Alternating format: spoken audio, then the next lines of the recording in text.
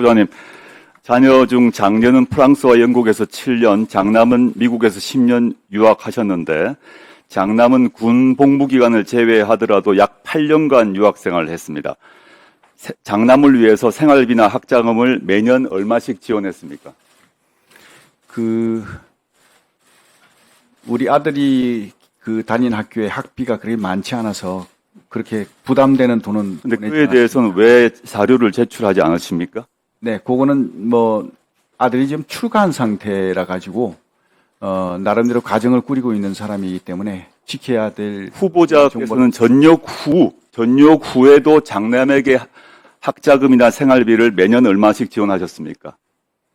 그렇게 많은 액수는 아니었다고. 지원하신 거는 맞죠? 근데 얼마씩 지원하신 밝히지 않으시고 있는 거죠? 자, 학비 말씀하시죠? 네. 네네. 네. 후보자께서 공직생활하면서 신고한 재산 내역을 보았습니다. 네. 근데 유학생활 중에 장남의 재산은 큰 변동이 없었고, 그렇다면 후보자의 지원이 있었을 걸로 보입니다. 8년 동안. 그런데 후보자께서 2018년에 장녀에게 홍은동 모 아파트 매입 자금을 증여했고 증여세 납부하셨죠? 네, 맞습니다. 그런데 얼마를 증여했는지, 증여세는 얼마를 냈는지 자료 제출하지 않으셨죠? 않으셨습니다. 네. 왜 하지 않으셨습니까? 이 증여와 증여세는 공식적 기록인데 본인 동의만 있으면 증여 액수와 증여세 액수도 우리가 알 수 있는데 왜 하지 않으셨습니까? 그 부분은 다 공개가 돼 있을 텐데 자료 제공이 어이는게 안 됐다는 게 제가 이해가 안 가는데 확인해서 다시 제가 보내드리도록 하겠습니다. 네, 좋습니다. 9천만 원 증여에 대한 증여액을 세금을 낸 걸로 기억하고 있습니다. 알겠습니다. 네. 2017년 11월에 전역하실 때 신고한 후보자와 배우자 재산은 6억 6천. 근데 2022년 5월에 후보자와 배우자가 신고한 재산은 14억 3천입니다. 전역 후 4년 5개월 동안 기존 재산의 2배인 7억 7천만 원이 증가했습니다. 이래서 이제 실제 여당 의원께서도 강대식 의원께서도 이상하게 생각하셨는지 이 증가 내용 입증 자료를 요구하셨는데 강대식 의원님이 요구하셨는데 제출하지 않으셨습니다. 왜 제출 안 하셨습니까? 그 자료를 저는 다 제출한 걸로 알고 있는데 제가 확인해 보겠습니다. 그리고 그 부분은 제가 지금 구두로. 아니, 그건 나중에 네. 주시고요. 그러면 제출하셨다는 네네. 말입니까? 제가 확인해 보겠습니다. 근데 지금 저희가 자료를 의원실에서 국세청 등을 통해서 제출한 자료를 모아봤습니다. 모아서 정리를 해봤더니 전역 후에 4년 5개월 동안 이수 페타시스, 중앙건설 등에서 받은 월급, 퇴역연금 합하니까 약 매년 1년 정도 소득이 있었습니다. 이 기간 동안에 신용카드와 현금 약 매년 7천만 원 정도 사용하셨습니다. 대략. 그리고 이때 2018년에 장녀 아파트 매입 위해서 증여하셨고 장남 유학을 위해서 지원하셨습니다. 맞으시죠? 맞습니다. 예. 그런데 2018년과 21년 두 차례 아파트 거래를 통해서 총 4억 1천만 원의 시세 차익을 얻으셨습니다. 이것이 거의 유일하게 입증 가능한 금액입니다. 그러면 재산 증가액 7억 7천 중에서 이 시세 차액 4억 천 외에 3억 6천이 어떻게 늘어나는지 확인할 수가 없습니다. 3억 6천이 증가의 분에 대한 기록이 없다는 것입니다. 이것이 앞으로 오늘 오후에 개원식이 있고 시간이 충분하니까 이 3억 6천에 대한 자료를 제출해 주시고요. 그 다음에 2020년 7월 후보자께서는 장녀로부터 홍은동 모 아파트를 매입하셨습니다. 맞죠? 네. 예. 근데 그때 취득 신고서를 보게 되면 이제 법상 친족 간 거래이기 때문에 친족 간 거래간 표시가 되어 있어야 하고 법상 입금 내역서가 첨부되어야 합니다.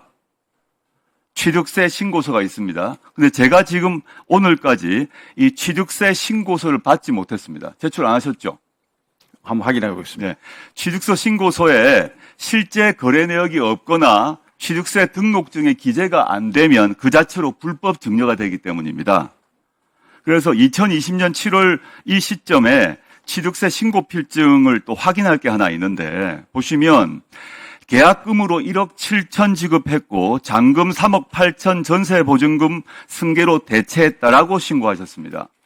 이 아파트는 매입 1년 후에 2021년 6월에 후보자가 거주하시게 됩니다. 네. 맞죠? 제가 질문은 이것입니다. 이때 그 전세 보증금 후보자가 돌려주었습니까? 전세를 끼고 그 샀다가 나중에 그걸 바로 그 아파트에 사셨는데 그 전세 보증금 후보자가 돌려줬습니까? 아니면 장녀나 사위가 돌려줬습니까? 매우 중요한 문제입니다. 네, 그거는 이제 그 모녀간에 그 이사하는 과정에서 주택을 매입하고 이사하는 과정에서 금전 거래가 있었는 걸로 알고 있습니다. 그런데 네. 그 금전 거래를 세무서에서 그 국세청에서 어떤 조사하는 과정에서 이건 정려로 볼 수 있다.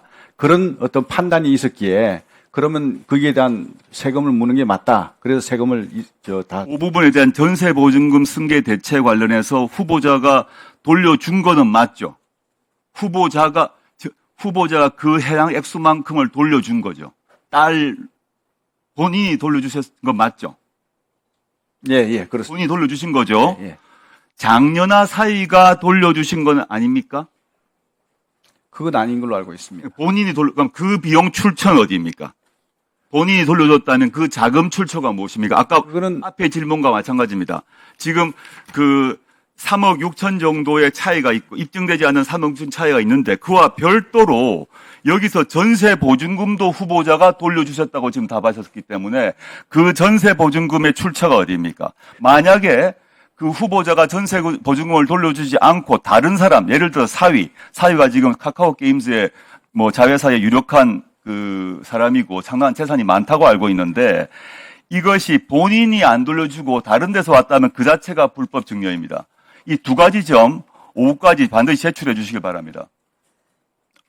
네. 시간이 다 됐네요. 답변 드릴까요? 그거 관련해서는 이제 그 자금 내역이 제가 전역을 하면서 퇴직금도 있었고요. 그리고 퇴직금 플러스 해가지고 군인 공제가 이제 저희 끝났기 때문에 그 자금을 이제 받았습니다. 그래서 그런 자금들이 다 거기에 이제 포함이 된다고 저는 생각합니다. 예.